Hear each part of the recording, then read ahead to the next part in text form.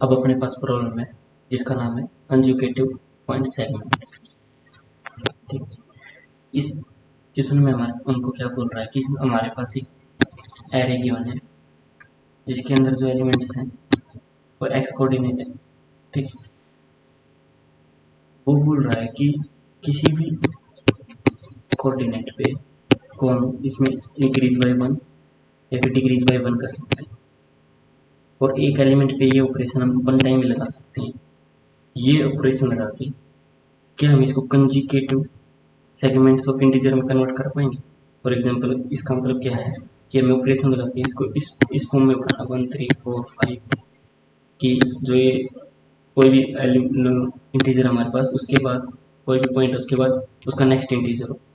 Suppose अगर हमारे पास कोई 3 है तो उसके बाद 4 5 6 है। अगर हम उसको कंजुगेटिव इंटीजर के फॉर्म में कन्वर्ट कर पा रहे हैं तो उस केस में हम यस प्रिंट करना है, अदरवाइज हमें नो प्रिंट करना है। हम ऑपरेशन क्या लगा सकते हैं, एक्स में +1 कर सकते हैं या फिर उसमें -1 कर सकते हैं। ठीक है, अब ये क्वेश्चन का हमारे ठीक। अब इसमें 2 3 क्वेश्चन होते हैं, उसको डिस्कस कर लेते हैं। सबसे पहले देखो, जो अगर हमारे पास 2 एलिमेंट है एक्स, उसके नेक्स्ट में वाई मान लें, ठीक है, या फिर एक्स वाई x1 x2 मान लेते हैं। ठीक है, ये 2 एलिमेंट हो गए हमारे पास लगातार एलिमेंट। ठीक है, होंगे तो बहुत पर्टिकुलर टाइम पे हम 2 पे काम कर रहे हैं। ठीक है, अगर इनके बीच में गैप सबसे पहले कितना हो सकता है, अगर मैं x2 को मैक्सिमम मानूं तो x2 - x1 ये हमारे पास 1 हो सकता है। उस केस में हमें डायरेक्ट क्या करना है, कुछ भी नहीं करना, जो हमारी कंडीशन थी वो सेटिस्फाई हो रही है, डायरेक्ट नेक्स्ट एलिमेंट पे मूव कर जाना है। अगर मान लो जो ये डिफरेंस है, अगर मैं इसको डिफरेंस में डी बोलूँ, अगर डिफरेंस 2 हो जाता है हमारे पास, उस केस में हम क्या कर सकते हैं, फॉर एग्जाम्पल हमारे पास अगर 2 है या फिर 4 है, तो उस केस में हम क्या कर सकते हैं, इसको डिक्रीज बाय 1 कर सकते हैं क्योंकि हमारे पास ऑपरेशन थी -1 +1 की, या फिर इसको इंक्रीज कर सकते हैं +1। उस केस में क्या होगा 3 4, या फिर हमारे पास 2 3, ये पॉसिबल हम केस कर सकते हैं। दोनों केस में हमारे पास कंडीशन सेटिस्फाई होगी। ठीक, अब देखो अगर हमारे पास और क्या हो सकता है, जो एक डिफरेंस है हमारे पास वो 3 भी हो सकता है। क्या उस केस में हम कंडीशन सेटिस्फाई कर पाएंगे? देख लेते हैं। अगर हमारे पास 4 2 है एंड 4 है, अब देखो ये डिफरेंस 1 और डिफरेंस 2 वाली हो गया, डिफरेंस 3 वाली देखो, अगर हमारे पास 2 एंड 5। अब देखो अगर मैं इसमें इंक्रीज बाय 1, अब इसमें डिक्रीज बाय 1 करता, क्या होगा 3 4, देखो हमारी कंडीशन सेटिस्फाई होगी। ठीक है, और क्या केस हो सकता है हमारे पास, तो डिफरेंस था वो नेगेटिव -1। ठीक है, उस केस में क्या होगा, अगर 2 है हमारे पास 3 है, अब ये देखो इसमें डिफरेंस -1 है क्योंकि ये स्मॉल है। इस केस में हम क्या कर सकते हैं, इसको डिक्रीज बाय 1 2, इसको इंक्रीज बाय 1 3, इस केस में भी हम एंड कर सकते हैं। अब देखो अगर डिफरेंस ग्रेटर देन 3 हो, दैट्स 1 2 6 है, तो इसमें मैक्सिमम इंक्रीज करके 3 कर सकते हैं, इसको 5। देखो इसमें हमारी कंडीशन सेटिस्फाई नहीं होगी। इस केस में क्या है, हम जो हमारे पास कंजुगेटिव इंटीजर्स की एरे बनाने का टारगेट है वो हम अचीव नहीं कर पाएंगे, तो उस केस में हमें नो प्रिंट करना है। ठीक है, ये कंडीशन तो मिल गई। अगर हमारे पास डिफरेंस है ग्रेटर देन 3 है तो हमको क्या करना है, डायरेक्टली नो प्रिंट करना है। ठीक है, अब देखो, अब ये थे लगभग केस हमारे पास। अब इसको सोल्व कैसे करेंगे, अगर हम एक, ये तो हमने 2 एलिमेंट से एग्जाम्पल लेके किया था, अगर हम एक एरे का एग्जाम्पल लें। ठीक है, अगर एरे में क्या है हमारे पास 2 4 5 है। अब देखो इसमें गैप है ज़्यादा, तो इसको मैं इंक्रीज भी कर सकता हूँ, इसको डिक्रीज भी कर सकता हूँ। ठीक है, अगर मैं इसको इंक्रीज कर दूँ 3 4 5 तो हमारी कंडीशन सेटिस्फाई होगी। ठीक है, अब इस क्वेश्चन को सोल्व करने के लिए हम क्या कर रहे हैं, हर एक एलिमेंट पे मूव कर रहे हैं। अगर मान लो लेट्स सपोज अगर हमारा किसी भी टाइम ith एलिमेंट पे हो तो उसको उस कंडीशन को सेटिस्फाई करवाने के लिए किसी कंपेयर कराओ i +1 से। ठीक है, अगर इनका गैप 1 है तो डायरेक्टली नेक्स्ट एलिमेंट पे मूव कर रहे हैं। अगर इसका कंडीशन को सेटिस्फाई नहीं कर रहा, गैप अगर डिफरेंट है टी, तो उस केस में हम क्या कर रहे हैं, इसको इंक्रीज कर रहे हैं, डिक्रीज कर रहे हैं सिचुएशन के अकॉर्डिंग। ठीक है, अब देखो अगर मान लो मैंने, हमारे पास ये है 3 एंड 5 एंड 7। ठीक है, अगर मैं 3 था हमारे पास, ठीक है, हमने 3 को एच टी रखा। अगर मैं इसके बाद गया, इसमें गैप 2 का था, तो मैंने क्या किया, इसको डिक्रीज बाय 1 कर दिया इसको। ठीक है, अब देखो इस केस में क्या होगा, हमारे पास 7, इस केस में गैप कितना है, हमारे पास 3 है। अगर हमारे पास गैप 3 है तो इस केस में मुझे क्या करना होगा, इसको डिक्रीज बाय 1 करना था जैसे कि डिस्कस किया था। ठीक है, अब इसको क्या फिर से हम इंक्रीज कर सकते हैं, नहीं कर सकते, क्योंकि इसको हम एक बार कर चुके हैं। ठीक है, इस केस में हमें ऐसा लग रहा है कि हम इस केस को हैंडल नहीं कर पाएंगे। अगर अब इसको हम दूसरी वे से देखें, 3 5 7 को हम क्या करें, अगर मैं इसी को इनिशियली इंक्रीज बाय 1 कर दूँ 4, तो ये हमारे पास 5 क्या है, पहले ही सेटिस्फाई है। अब ये हमारे पास 7 है, तो अगर मैं इसको अब डिक्रीज बाय 1 कर दूँ 6, तो क्या होगा, हमारे पास कंडीशन सेटिस्फाई होगा।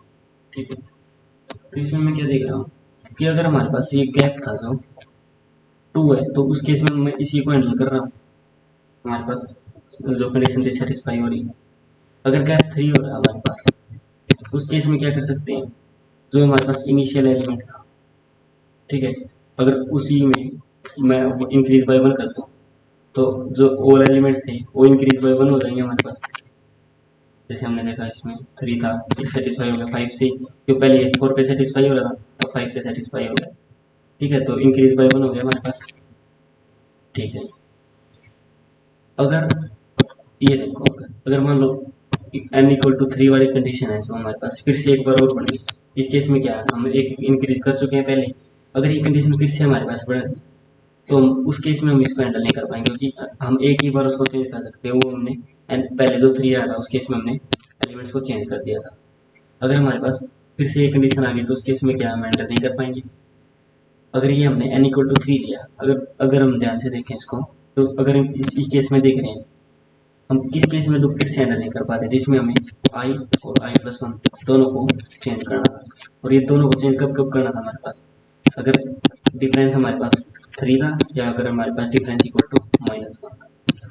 ठीक है, अब हमें क्वेश्चन में हमें एरे में ट्रैवल करें। अगर इसको देखें, अगर हमारे पास डिफरेंस 2 है या 1 है, उस केस में हम हैंडल करते हुए जा रहे हैं डिक्रीज बाय 1 करके, या फिर अगर डिफरेंस 2 है, या फिर अगर डिफरेंस 1 है तो डायरेक्टली मूव करके। अगर डिफरेंस हमारे पास 3 आया, तो हमें दोनों एलिमेंट्स को चेंज करना पड़ा। वो हम कर सकते हैं कितने टाइम्स, 1 टाइम्स कर सकते हैं। ठीक है, अगर हमारे पास फिर से कोई 3 वाली कंडीशन या फिर -1 वाली कंडीशन आती है, तो उस केस में हम हैंडल नहीं कर पाएंगे, उस केस में हमें नो प्रिंट करना है। तो एरे में ट्रैवल करते हुए हमें बस ये ध्यान देना है कि 3 हमारे पास अगर पहले नहीं आया है, तो हम उसको हैंडल कर लेंगे, अदरवाइज हम उसको नहीं कर पाएंगे, वहीं पे ब्रेक करके हम नो प्रिंट कर सकते हैं। ठीक है, ये हमारे पास कोड का लॉजिक था। मैं एरे में ट्रैवल करते हुए हम किस बात पे फोकस करना है, अगर डिफरेंस 3 है और या फिर डिफरेंस -1। ठीक है, अगर एरे में ट्रैवल करते हैं तो इस बात पे ध्यान देंगे। अगर देखो, अगर हम हमारे पास डिफरेंस 3 था और -1 था, तो एक एलिमेंट में हम इंक्रीज कर रहे थे, एक एलिमेंट में डिक्रीज कर रहे थे। ठीक है, अदरवाइज अगर मान लो हमारे पास इसे इनके अलावा और कोई भी कंडीशन है, अगर हमारे पास डिफरेंस 2 है या फिर डिफरेंस 1 है, उस केस में क्या करें हम, या तो फिर डिक्रीज बाय 1 ही कर रहे हैं, या फिर इंक्रीज बाय 1 ही कर रहे हैं, इनमें एक ही ऑपरेशन कर रहे हैं। ठीक है, या इंक्रीज या डिक्रीज, इस केस में हम दोनों कर रहे हैं। अगर ये बोल रहे हैं कि अगर हम मेंटेन कर लें ए और बी, लेट्स सपोज अगर हम ए इंक्रीज को करें, बी डिक्रीज को करें, इनिशियली दोनों जीरो थी। अगर हम इन जब भी किसी एलिमेंट में इंक्रीज कर रहे हैं, इसमें +1 करते हैं, तो जैसे डिक्रीज 1 करें, इसमें +1 करते हैं। ठीक है, अगर हमारे पास ये दोनों वैल्यू ग्रेटर देन 1 है, उस केस में हम इंक्रीज भी कर चुके हैं और डिक्रीज भी कर चुके हैं। ठीक है, तो इंक्रीज भी कर चुके हैं और डिक्रीज भी कर चुके हैं, तो उस केस में अगर हमारे पास फिर से 3 आ गया ये होने के बाद, तो उस केस में हम एंटर नहीं कर पाएंगे। ठीक है, तो ये हमने देख लिया कि जो 3 और -1 वाला केस था फिर से आ रहा था, हम किससे हैंडल कर पाएंगे। ठीक है, ये हमारे पास कोड का लॉजिक था कंप्लीट किसने का। तो एक बार कोड और देख सकते हैं हम। ये देखो हमने टेस्ट केस के लिए टी इनपुट ले रखा, एन इनपुट ले रखा है, इनपुट ले रखी है, ठीक है। आंसर हमने ट्रू मान रखा। लेट्स सपोज हमने कि हम उसको कंजुगेटिव इंटीजर सेगमेंट में सोल्व कर पाएंगे, हमने ट्रू ले लिया। हम चेक कंडीशन ले रहे हैं। चेक कंडीशन किसके लिए ले रहे हैं हम, कि वो जो देखा था ना कि एन इक्वल टू 3 है या फिर एन इक्वल टू -1 बन रहा, डिफरेंस हमारे पास -1 बन रहा, तो उसके लिए हमने चेक फॉल्स ले रखा कि हमने अभी तक इंक्रीज बाय 1 और डिक्रीज बाय 1 कि हमारे पास वो 3 वाली और -1 वाली कंडीशन अभी तक नहीं आई, ठीक है। पी एल क्या हमारे पास पॉजिटिव प्लस, हमने +1 और जो हमने वेरिएबल लिए थे ए भी वहाँ पे, फिर वहाँ पे हम पी एल और एम एन नाम से ले रखे, तो इनिशियली 0 है, ठीक है। हम 0 से -1 तक लूप गया। टेम्प निकाल लिया हमने, डिफरेंस निकाल लिया। टेम्प हमारा क्या है, बेसिकली डिफरेंस है। अगर डिफरेंस हमारे पास 1 है तो उस केस में हम क्या करना, डायरेक्टली कंटिन्यू कर देना है, उस केस में कोई चेंज नहीं करना, ठीक है।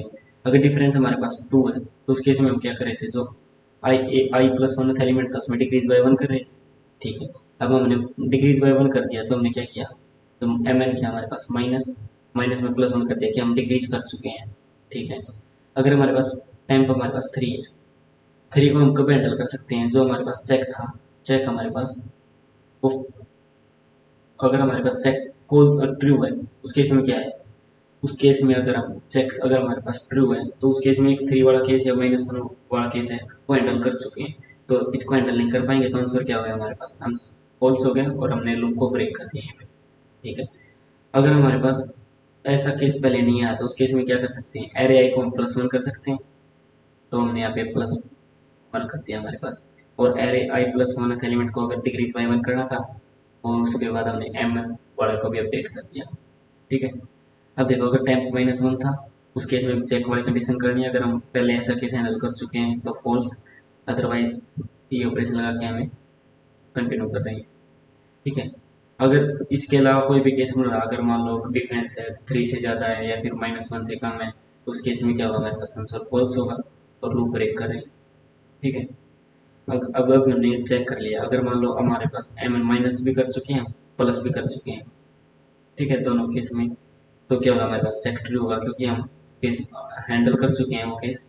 इसके बाद अगर मान लो हमारे पास n = 3 वाला था, वो केस हम हैंडल नहीं कर पाएंगे इस केस के बाद, अगर चेक हमारे पास ट्रू हो गया, ठीक है। ऐसा इतना करने के बाद हमने अब देख रहे हैं आंसर। अगर हम आंसर हमारे पास ट्रू ही रहा तो हम ये प्रिंट करें, अगर कोई कंडीशन सेटिस्फाई नहीं हुई तो उस केस में हमने इसको फॉल्स कर दिया था, तो हमने नो प्रिंट कर दिया, ठीक है। ये हमारे पास कंप्लीट कोड था। इस कोड का लिंक भी मैं वीडियो के डिस्क्रिप्शन में दे दूंगा, आप देख सकते हैं।